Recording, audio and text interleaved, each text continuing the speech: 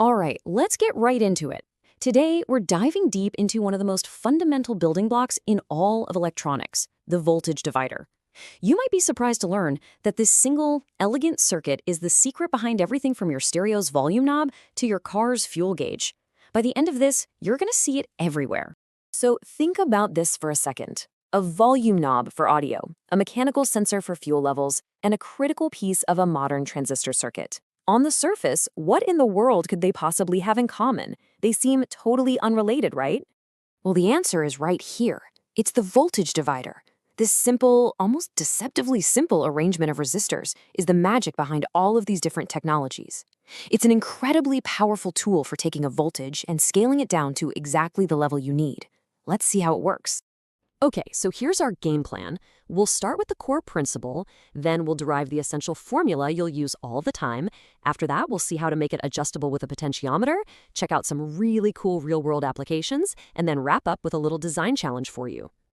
First up, let's get down to basics, the core divider principle. We need to understand exactly what this circuit is, and more importantly, why it does what it does. So here's the big idea, the key takeaway. Anytime, and I mean anytime, you have resistors connected in series across a voltage source, you've just created a voltage divider. The total voltage from your source gets split up, or dropped, across each of those resistors. And here's the cool part. The bigger the resistor, the bigger its slice of the voltage pie. Let's look at this classic two-resistor setup.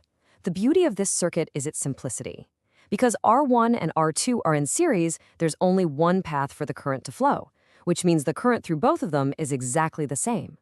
So if you remember Ohm's law, V equals I times R, well, if the current I is constant, then the voltage V across each resistor has to be directly proportional to its resistance R. That's it. That's the whole principle right there. Okay, so we get the concept, but calculating the total current every single time just to find a voltage, that's a hassle. We're engineers. We need a shortcut. So let's build ourselves a powerful tool. Let's derive the master formula for the voltage divider. And look, this isn't some crazy new math. It all comes directly from Ohm's law, stuff you already know. First, the total resistance is easy. You just add them up.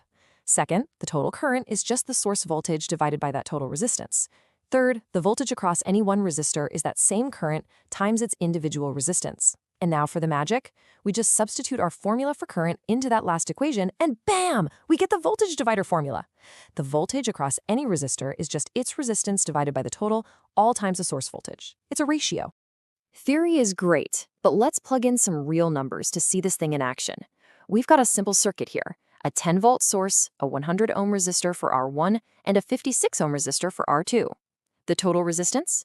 100 plus 56 is 156 ohms. Now let's find the voltage across each one using our new formula. So to find V1, the voltage across that 100-ohm resistor, we just plug and chug. We take its resistance, 100 ohms, divide by the total, 156 ohms, and multiply by the 10-volt source. That gives us 6.41 volts. And that makes perfect sense, right? The 100-ohm resistor is the bigger one, so it gets the bigger share of the voltage. And we do the exact same thing for V2. 56 ohms divided by the total 156 times 10 volts gives us 3.59 volts. Now here's the really cool part, our little sanity check. What's 6.41 plus 3.59? It's exactly 10 volts. That's Kirchhoff's voltage law in action. All the voltage drops add up perfectly to the source voltage. It all just works. Okay, so far our dividers have been static. They give you one fixed voltage and that's it. Kind of boring. But what if we want a variable output? You know, something we can change on the fly? Well, that's where this amazing little component called a potentiometer comes in. It makes our voltage divider dynamic. So this is a potentiometer, or pot for short. On the left, you see what it looks like in the real world. On the right, that's how we draw it in a circuit diagram. The secret sauce is that third pin, the arrow. That's called the wiper, and it's a movable contact that can slide along the resistive material inside. That whiteboard is what lets us create an adjustable voltage divider. Let's see how it works. Imagine we hook our source voltage across the two outer pins, and we take our output from that middle wiper pin. In this first picture, the wiper is turned all the way to the top. It's essentially connected directly to the input, so our output voltage is equal to the full source voltage. Now what if we turn the knob to the exact halfway point? We've just split that total resistance into two perfectly equal halves. We've effectively created a voltage divider with two identical resistors. So what do you think the output voltage will be? Exactly half of the source voltage. Simple as that. And finally, if we twist that knob all the way to the other end, the wiper is now touching the bottom terminal, which is tied to ground. The resistance between our output pin and ground is basically zero, which means our output voltage is 0 volts. It's incredible, right? With one simple turn of a knob, we can get any voltage we want, from 0 all the way up to our full source voltage. Okay, this is my favorite part. This is where the theory hits the road. Let's see why this simple circuit is an absolute workhorse in real-world electronics. Where will you actually find these things?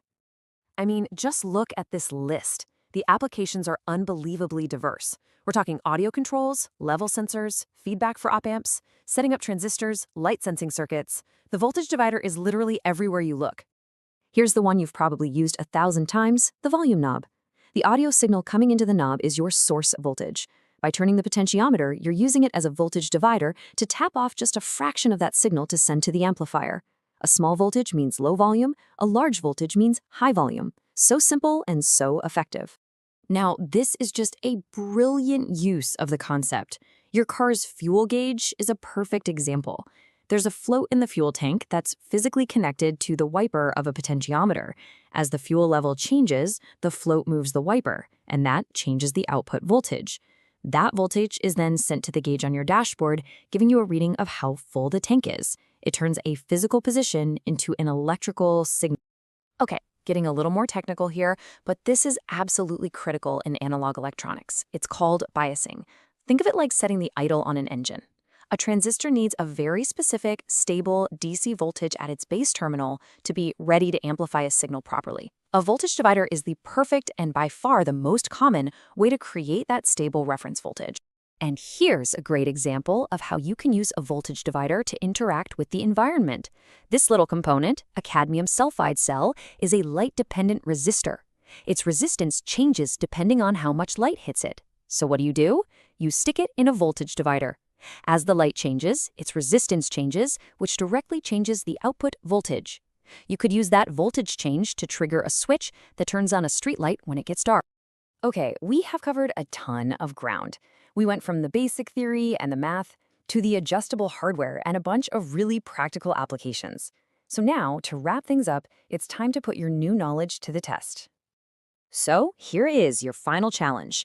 You've got a 10-volt source, but the circuit you're designing needs an adjustable voltage that only goes from 0 volts up to a maximum of 5 volts. Using one fixed 10 kilo ohm resistor and one 10 kilo ohm potentiometer, how would you wire them up to get this done? Think about how you can create a divider that first cuts the maximum voltage in half and then use the pot to adjust it within that new range. Pause here, sketch it out, and see what you come up with. Thanks for watching and happy building!